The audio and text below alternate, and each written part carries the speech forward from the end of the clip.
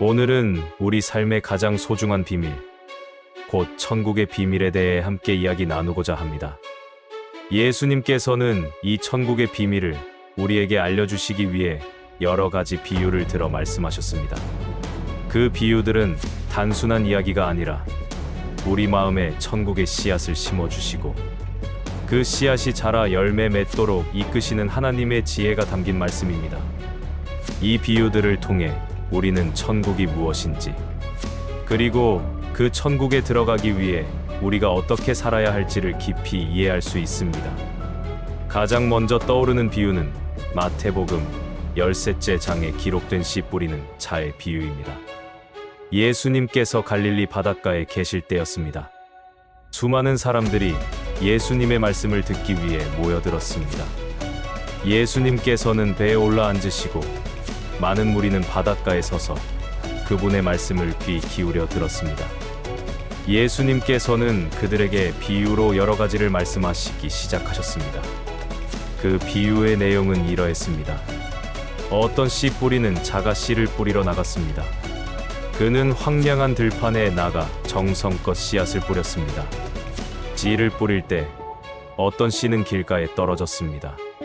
그 길 가는 사람들이 자주 오고 가며 밟아 흙이 단단하게 굳어져 있던 곳이었습니다. 씨앗이 뿌리를 내릴 틈도 없이 금방 노출되어 하늘을 날아다니던 새들이 와서 그 씨앗들을 모두 먹어버렸습니다. 씨앗이 뿌리 내릴 기회조차 얻지 못하고 사라진 것입니다.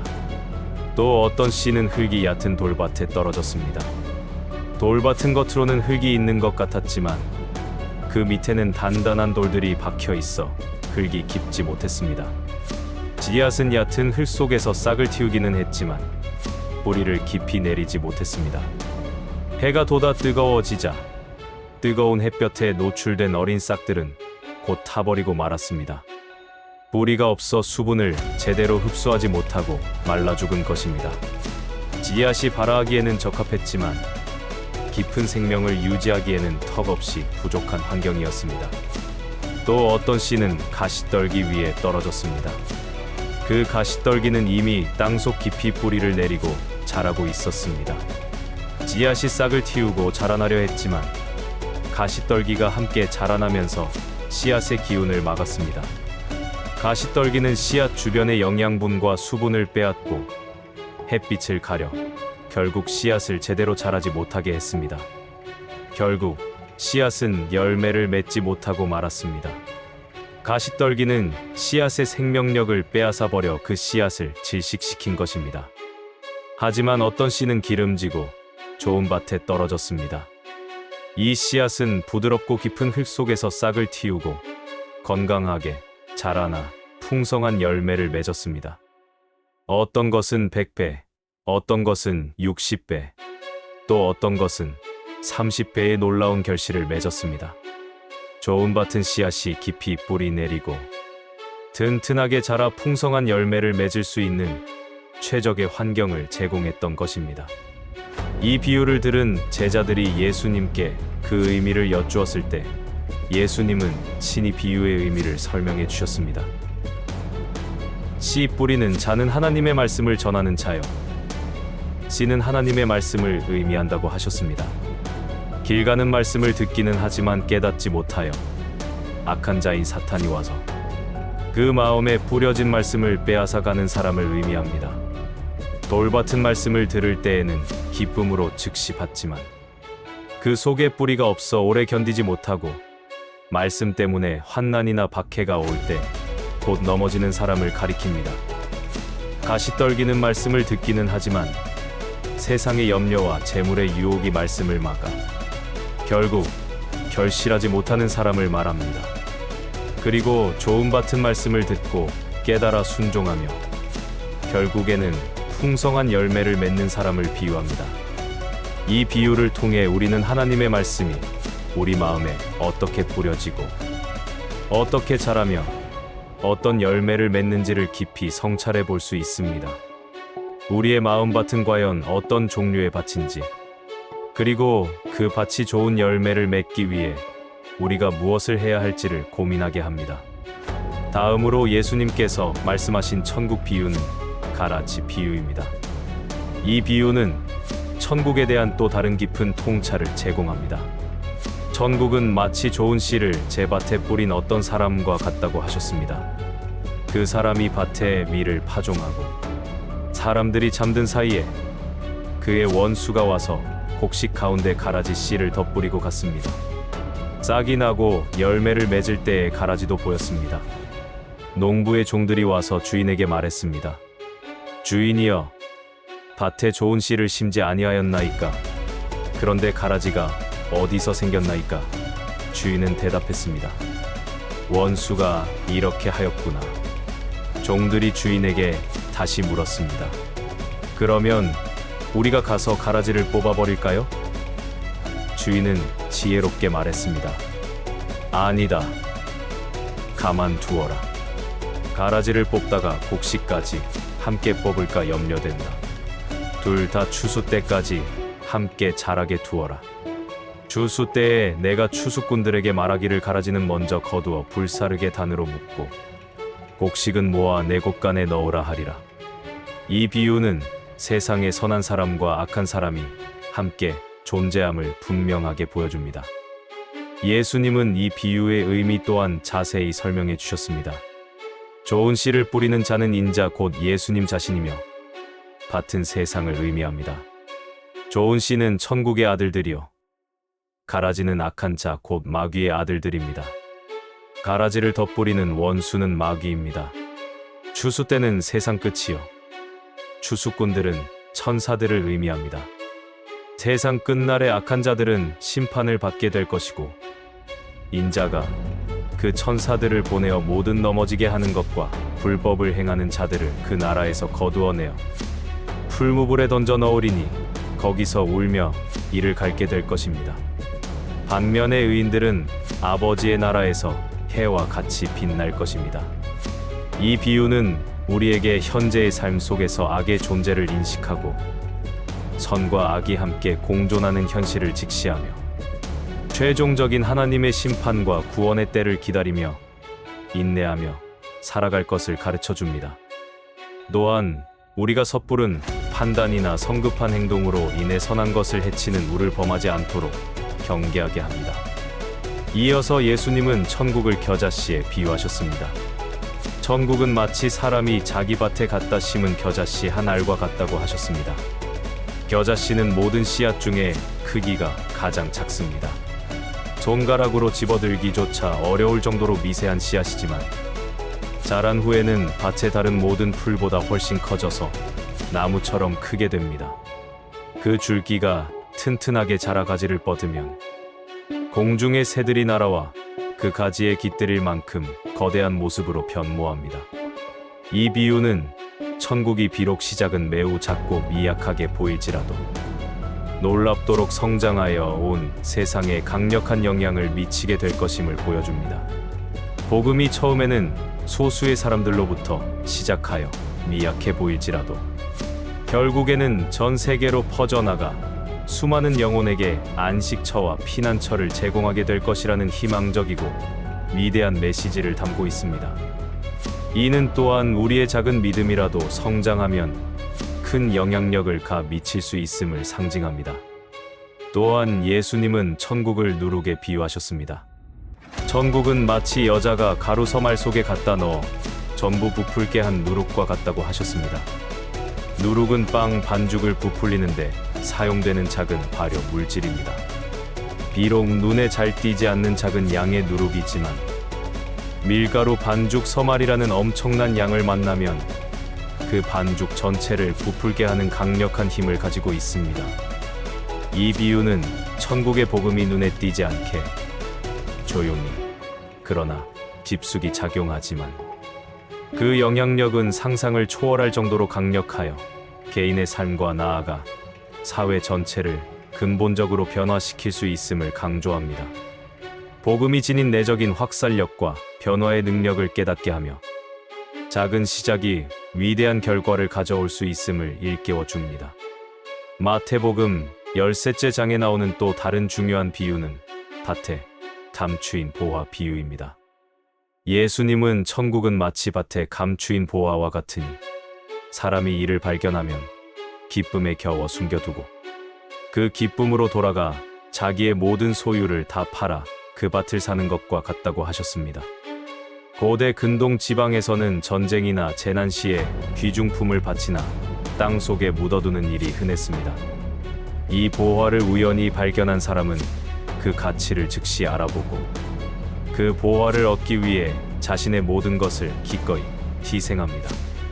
이 비유는 천국의 가치가 너무나도 귀하고 절대적이어서 그것을 발견한 자는 세상의 그 어떤 것과도 비교할 수 없는 기쁨과 만족을 얻게 되며 이를 소유하기 위해서는 자신의 모든 것을 기꺼이 희생하고 포기할 준비가 되어야 한다는 것을 보여줍니다.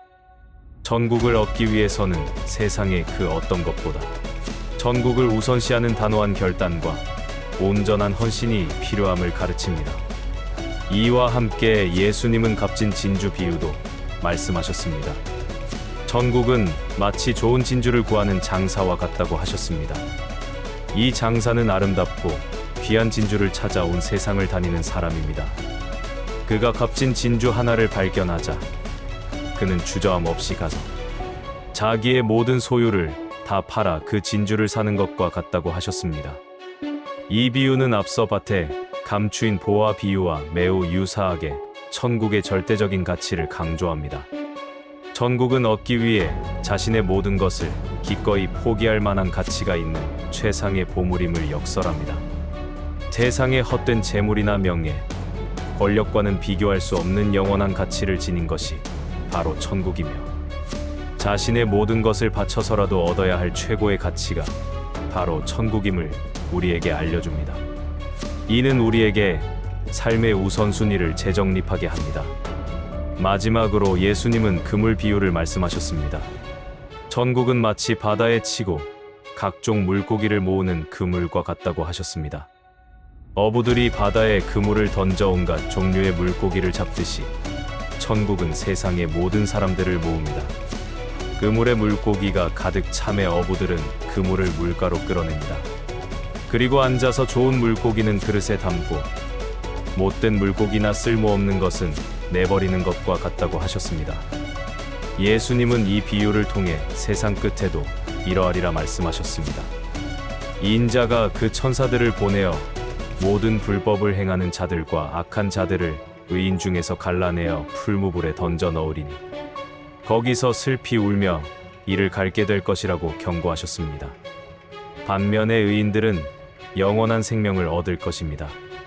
이 비유는 세상의 종말에 있을 심판을 분명하게 보여줍니다.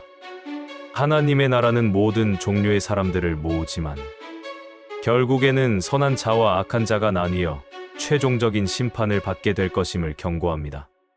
이는 우리에게 현재의 삶에서 의로운 삶을 살도록 강력하게 촉구하는 메시지이며 마지막 때를 기억하며 깨어 있으라는 경고이기도 합니다. 그리고 마태복음 22째 장에는 혼인 잔치 비유가 나옵니다. 어떤 임금이 자기 아들을 위하여 성대한 혼인 잔치를 베풀었습니다. 임금은 자기 종들을 보내어 이미 청한 사람들을 혼인 잔치에 오라 하였더니 그들이 오기를 싫어했습니다. 다시 다른 종들을 보내며 말했습니다. 청한 사람들에게 이르기를 내가 오찬을 준비하되 나의 소와 살찐 짐승을 잡고 모든 것을 갖추었으니 이제 혼인 잔치에 오소서 하라. 그러나 그들은 임금의 초대를 하찮게 여기고 돌아보지도 않았습니다. 어떤 사람은 자기 밭으로, 어떤 사람은 자기 사업하러 가버렸고 남은 자들은 임금의 종들을 잡아 모욕하고 심지어 죽이기까지 했습니다. 임금이 이 소식을 듣고 크게 노하여 군대를 보내어 그 살인한 자들을 진멸하고 그들이 살던 동네를 불살랐습니다. 그리고 임금이 종들에게 말했습니다. 혼인 잔치는 준비되었으나 청한 사람들은 합당하지 아니하니 이제 너희는 내거리 길에 가서 사람을 만나는 대로 혼인 잔치에 청하여 오라. 종들이 길에 나가 악한 자나 선한 자나 가리지 않고 만나는 대로 모두 데려오니 혼인 잔치에 손님들이 가득 찼습니다. 잔치 자리는 다양한 사람들로 북적였고 임금은 이 모습을 보고 기뻐했습니다. 임금이 손님들을 보러 들어올새 거기서 예복을 입지 않은 한 사람을 보았습니다. 임금이 그에게 부드럽게 말했습니다. 친구여, 어찌하여 예복을 입지 않고 여기 들어왔느냐? 그러나 그는 아무 말도 하지 못했습니다. 이에 임금이 사원들에게 단호하게 말했습니다. 그 손발을 묶어 바깥 어두운 데에 내던지라. 거기서 슬피 울며 이를 갈리라 하니라. 그리고 예수님은 이 비유의 결론으로 말씀하셨습니다. 정함을 받은 자는 많되 택함을 입은 자는 적으니라. 이 비유는 천국이 모든 사람에게 열려 있지만 그 부르심에 합당하게 응답하고 준비하는 자만이 들어갈 수 있음을 분명하게 보여줍니다. 혼인잔치는 천국을 상징하며 예복은 천국에 들어가기 위한 준비된 믿음과 합당한 행위, 즉 하나님께서 우리에게 주시는 의의 옷을 의미합니다. 세상의 유혹과 걱정에 빠져 천국의 부르심을 거부하거나 임금의 초대를 무시하고 자신만의 방식으로 천국에 들어가려 하는 자는 결국 배척당할 것임을 경고합니다. 이는 우리에게 천국의 소중함과 합당한 준비의 중요성을 일깨워줍니다. 우리는 주님의 초대에 감사하며 겸손한 마음으로 예복을 갖추어야 할 것입니다. 이러한 예수님의 비유들은 단순한 예시하기가 아닙니다. 그것은 시대를 초월하여 오늘을 살아가는 우리에게 천국이 무엇이며 우리가 어떻게 살아가야 할지에 대한 가장 깊고 중요한 깨달음을 줍니다. 천국은 멀리 떨어진 미래의 어떤 장소만이 아니라 지금 이곳에서 하나님의 통치를 겸손히 받아들이는 우리 마음속에서도 시작되는 것입니다. 우리가 하나님의 말씀을 좋은 밭처럼 온전히 받아들이고 세상의 유혹과 악을 분별하며 인내하고 비록 작은 믿음이라 할지라도 겨자씨처럼 끊임없이 성장시키며 누룩처럼 세상을 변화시키는 긍정적인 영향력을 끼치는 삶을 살 때 우리는 이미 천국의 비밀을 경험하는 것입니다. 그리고 그 천국은 우리의 모든 소유를 다 팔아서라도 기꺼이 얻어야 할 가장 값진 보화이며 결국에는 선한 자와 악한 자가 나뉘어 심판받을 엄숙한 심판의 때를 예비하는 지혜를 주는 말씀이기도 합니다. 우리 모두 천국의 부르심에 합당한 예복을 입고 주님 오시는 그날까지 신실하게 믿음 안에서 살아가며 주님의 뜻을 이루어 나가는 자들이 되기를 간절히 바랍니다. 사랑과 자비가 충만하신 하나님 아버지, 오늘 예수님의 귀한 비유 말씀을 통해 천국의 비밀과 그 놀라운 가치를 다시금 깨닫게 하시니 진심으로 감사합니다. 저희가 이 말씀을 마음 깊이 새겨 삶의 등불로 삼게 하옵소서. 저희 마음밭이 기름지고 좋은 밭이 되어 주님의 말씀이 깊이 뿌리내리고 30배, 60배, 100배의 풍성한 영적인 열매를 맺게 하옵소서. 세상의 유혹과 염려, 그리고 저희 안에 심겨진 악한 가라지들로부터 저희 마음을 지켜주시고 오직 주님만을 바라보며 말씀에 순종하는 삶을 살게 하옵소서. 겨자씨 한 알처럼 작은 저희의 믿음이라도 주님의 은혜 안에서 자라나 큰 나무가 되어 많은 이들에게 영적인 안식처와 피난처를 제공하게 하시고 누룩처럼 세상 깊숙이 스며들어 선한 영향력으로 세상을 변화시키는 능력으로 충만하게 하옵소서. 천국이 밭에 감추인 보화여 세상 어떤 것과도 바꿀 수 없는 값진 진주임을 깨달아 세상의 모든 헛된 것을 뒤로하고 오직 주님만을 따르며 천국을 소유하기 위해 저희의 모든 것을 드릴 수 있는 믿음을 주옵소서. 주님의 혼인 잔치에 합당한 예복을 입고 늘 깨어 준비하며 주님 오시는 그 영광스러운 날까지 신실하게 믿음 안에서 살아가며 주님의 거룩한 뜻을 온전히 이루어 나가는 저희 모두가 되게 하옵소서. 이 모든 말씀을 저희를 구원하신 우리 주 예수 그리스도의 이름으로 간절히 기도합니다. 아멘.